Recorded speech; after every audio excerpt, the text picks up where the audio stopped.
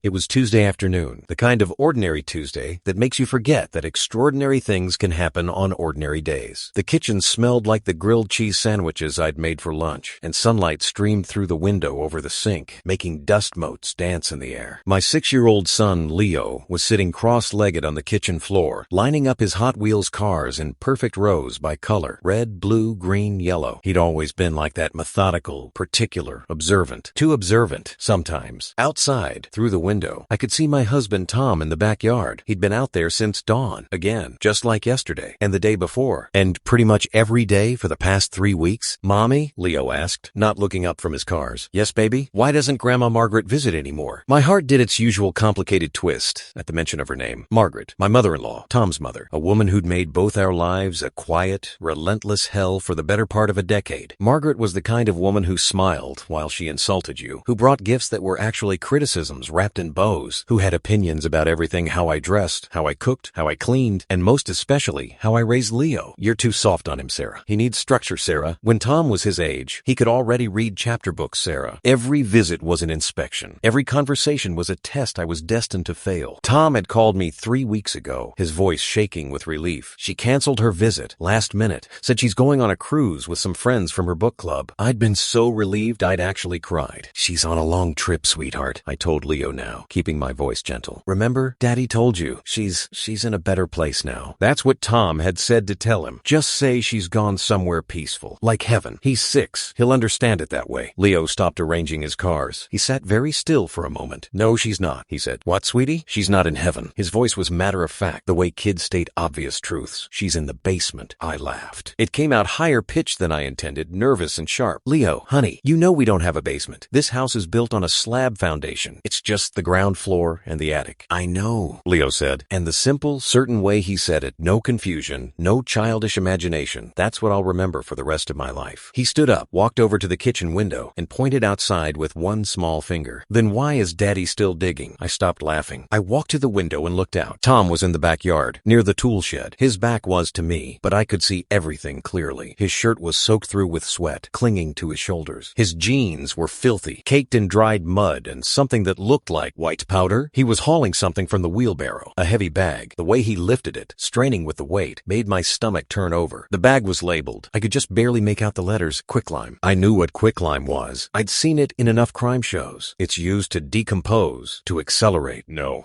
this was crazy. This was my husband, Tom, the man who cried during Pixar movies. The man who wouldn't even kill spiders. He'd catch them in cups and release them outside. The man who'd held my hand through 18 hours of labor and whispered, "You're so strong," until his voice went hoarse. But I also knew what I was seeing. 3 weeks of him coming inside after dark, his hands raw and blistered. 3 weeks of him smelling like bleach and dirt and something chemical I couldn't identify. 3 weeks of him refusing to let me anywhere near the shed. "I'm just reorganizing the tools, babe. It's a disaster zone in there. I'm going to redo the electrical too. Maybe add some better lighting. Don't worry about it. Don't worry about it." I turned to look at Leo. He was back on the floor with his cars, pushing a red Corvette in a perfect straight line. "What do you mean still?" I asked carefully. "When did Daddy start digging?" Leo didn't look up. "After Grandma visited." My mouth went dry. "Grandma didn't visit, honey. She canceled, remember?" "No, she came." Leo lined up a blue Mustang next to the Corvette. 3 weeks ago, on Friday. She was really mad." The room tilted slightly. "Friday, 3 weeks ago. That was the day Tom had called me at work, his voice strange and tight, telling me Margaret had canceled at the last minute." "She was here?" I asked. "Yeah. I was doing my homework at the kitchen table. She came to the door. She was yelling at Daddy, really loud. She said bad words." "What bad words?" "I don't know. I went to my room, but I heard her. She said something about taking me away. And Daddy said no, and Grandma said yes. And then Daddy took her outside to the shed because she was being too loud." My legs felt weak. I gripped the edge of the kitchen counter. "And then what happened?" Leo shrugged. "I don't know. I fell asleep. But the next morning, Daddy was digging in the backyard, and he's been digging ever since. And Grandma's car was gone, but her suitcase is still in the shed. I saw it when I went to get my bike." "You went in the shed?" "Just for a second. Daddy got really mad. He said I'm not allowed in there anymore. He put a new lock on it." Leo finally looked up at me, his eyes wide and innocent. "Why is he digging so much, Mommy? Is he looking for treasure?" I told Leo to go play in his room. He went without argument, carrying an armful of cars. I stood at the kitchen window for a long time, watching Tom. He was bent over now, shoveling something into the hole behind the shed. The hole I'd barely noticed before, thinking it was just ground he'd torn up for some landscaping project. But now I saw it clearly. A rectangular patch of freshly turned earth, roughly 6 feet long, 3 feet wide. Oh God,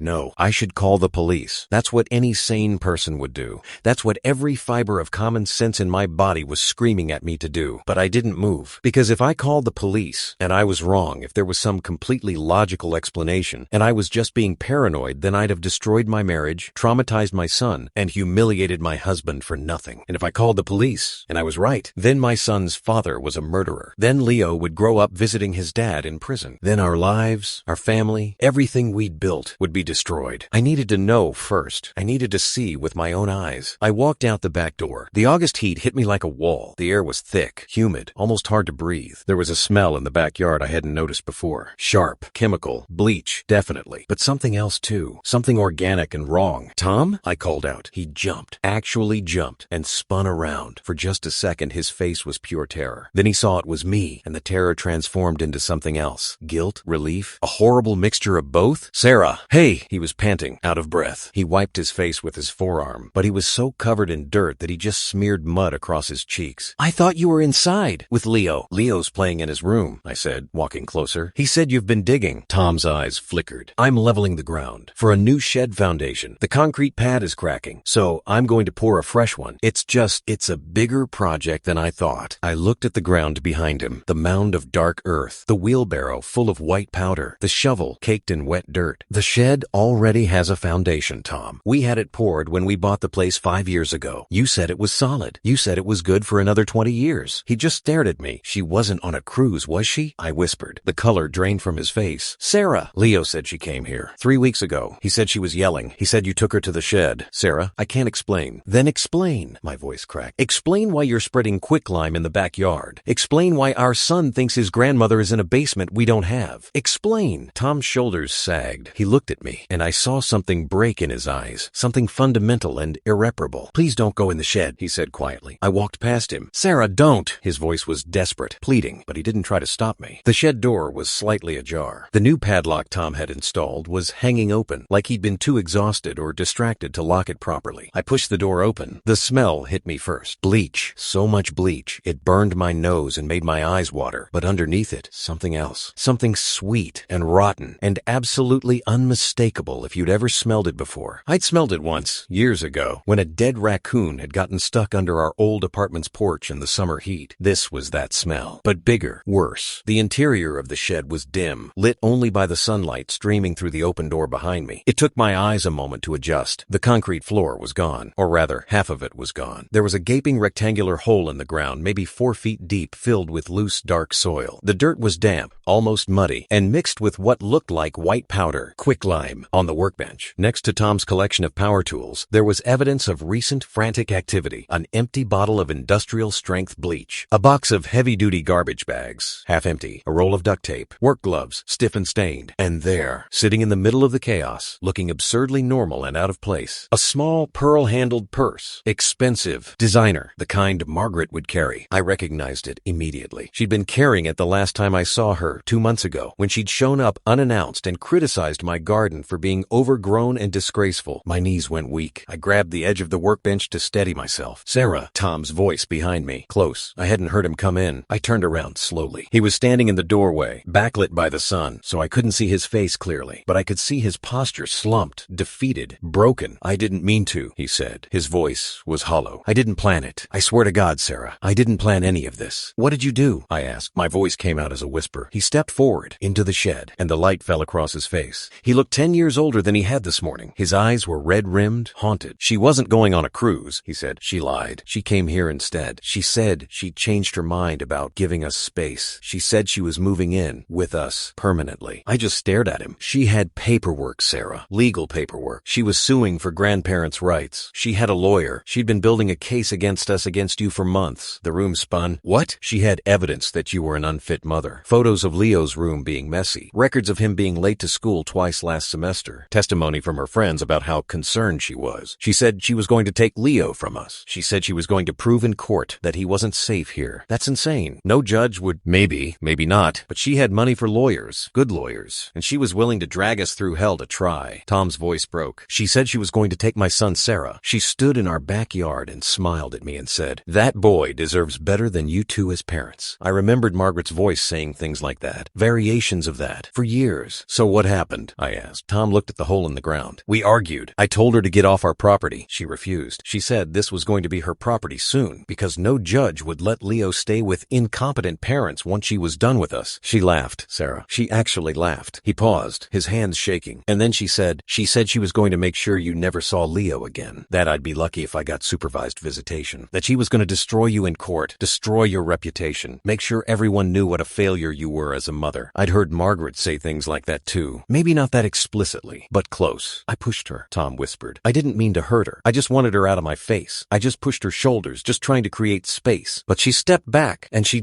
tripped over the wheelbarrow and she fell and she hit her head on the corner of the shed, on the metal corner bracket. He demonstrated, pointing to the corner of the shed where the metal roof met the wooden wall in a sharp 90-degree angle. There was so much blood, he said, his voice distant. I tried to help her. I called 911. I had my phone out. But then she opened her eyes and she looked at me and she said she was going to tell them I attacked her, that I tried to kill her, and she was going to use it in court to take Leo. Tom. And I realized in that moment that she was right. Even if it was an accident, even if I had witnesses, she'd find a way to spin it. She'd find a way to use it against us, against you, against Leo. He looked at me, his eyes pleading, and I thought about our son. I thought about losing him. I thought about her winning. So you killed her, I said. The words felt unreal coming out of my mouth. She was already dying, Tom said. The head wound. It was bad. There was so much blood. She wasn't going to make it anyway. I could see it, and I didn't call 911. I just sat there, and I watched her die. The silence that followed was deafening. And then, I asked, and then I panicked. I brought her body in here. I wrapped it up, and I started digging. I should have run. I should have screamed. I should have grabbed Leo and gotten as far away from this shed, this man, this nightmare as possible. But I didn't, because as I stood there, looking at my husband, this man I'd loved for 10 years, this man who'd never even raised his voice at me, this man who sang Leo to sleep every night, I didn't see a monster. I saw a father who'd been backed into a corner. I saw a man who'd made a terrible choice in a terrible moment. And worse, much worse, I understood why he'd made it. I'd spent years watching Margaret chip away at Tom's confidence, his self-worth, his sense of being a good father. I'd spent years being the target of her passive-aggressive cruelty, her constant implications that I wasn't good enough, wasn't worthy of her son, wasn't capable of raising her grandson properly. I'd spent years imagining what I'd do if she ever actually tried to take Leo from us. And now I knew what Tom had done. Show me, I said. Tom's eyes widened. What? Show me where she is. Show me what you did. His face crumpled. Sarah, no, you don't need to see. Yes, I do. If I'm going to make a decision about what happens next, I need to know everything. Show me. He led me to the hole. The earth inside was loose, recently disturbed. Tom had lined the bottom with heavy plastic sheeting, the kind you use for construction projects. On top of that, layers of quicklime. She's at the bottom, Tom said quietly, wrapped in plastic and tarps. I used everything I could think of to stop the smell. The lime helps with decomposition. I felt sick, but I forced myself to keep listening. I was going to fill it in completely this week, he continued. Cover it with concrete. Make it look like a new shed floor. No one would ever know. Except Leo knows, I said. Leo saw her. Leo knows she was here. Tom's face went pale. He was doing homework. He was inside. He couldn't have. He saw her arrive. He heard you arguing. He saw you take her to the shed. And he's been watching you dig for 3 weeks. I looked at my husband. He told me today. He's 6, Tom. 6. And he already knows something is very, very wrong. What did you tell him? Nothing yet. I told him to go to his room. Tom buried his face in his hands. What are we going to do? He'd said we. Like this was our problem now. Our secret. And the terrifying thing was, he was right. Because if I turned him in, Leo would lose his father. He'd grow up visiting him in prison, knowing his dad killed his grandmother. He'd be traumatized, scarred, forever marked by this. And there was a darker thought, one I hated myself for having. Margaret really was going to try to take Leo from us. Tom wasn't lying about that. I'd seen her getting more aggressive, more critical, more invasive over the past year. She'd made comments about legal options before. She'd been a threat, a real threat to our family. And now she wasn't. We need to talk to Leo, I said finally. We need to know exactly what he saw, exactly what he knows. We found Leo in his room, building an elaborate racetrack out of pillows and books for his cars. Hey, buddy, Tom said, his voice carefully casual.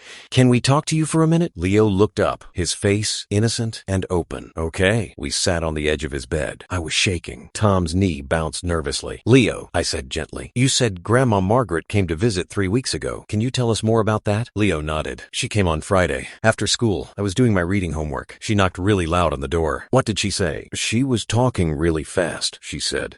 She said she was here to fix things, and she had a suitcase, and she told Daddy she was staying here now, and Daddy said no, and she got really mad. Then what happened? Daddy took her outside to talk. He said I should go to my room because adults needed to have a conversation, so I did. But I could still hear her yelling from my window. She said bad words. The really bad ones you told me never to say. And then? Leo shrugged. I fell asleep. I was really tired from school. When I woke up, it was morning, and Grandma's car was gone. Daddy said she left, but her suitcase was still in the shed when I went to get my bike the next day, and Daddy had been digging all night. I saw him from my window. Did Daddy seem upset? Tom asked. Leo looked at his father thoughtfully. Yeah, you looked really sad and really scared. I asked if you were okay, and you said you were just tired. Tom's eyes filled with tears. I'm sorry I lied to you, buddy. Why did you lie? Because sometimes grown-ups have problems that are too big to explain to kids, and I didn't want you to worry. Is Grandma coming back? Tom looked at me. I looked at him. And in that moment, we made a decision. Not with words, just with a look. No, buddy, Tom said softly. Grandma isn't coming back. Is she really in heaven? Something like that. But you said she was in the basement. There's no basement, sweetie, I said. Remember? Leo tilted his head, confused.